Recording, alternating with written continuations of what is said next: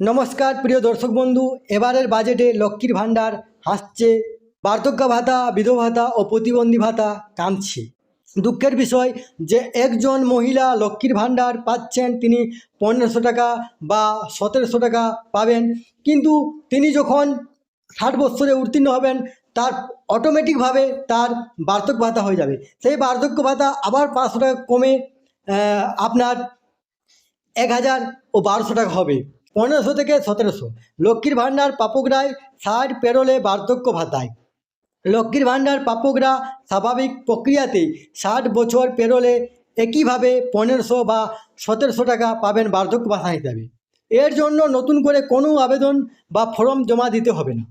লক্ষ্মীর ভাণ্ডার পাওয়া বাংলার মা বোনেদের অন্তর্বর্তীকালীন বাজেটে লক্ষ্মীর ভাণ্ডারের ভাতা বৃদ্ধির ঘোষণার পরদিন 60 পেরোনোদের সুবিধা প্রাপ্তির এই সুসংবাদ জানিয়েছেন স্বয়ং রাজ্যের অর্থমন্ত্রী চন্দ্রিমা ভট্টাচার্য।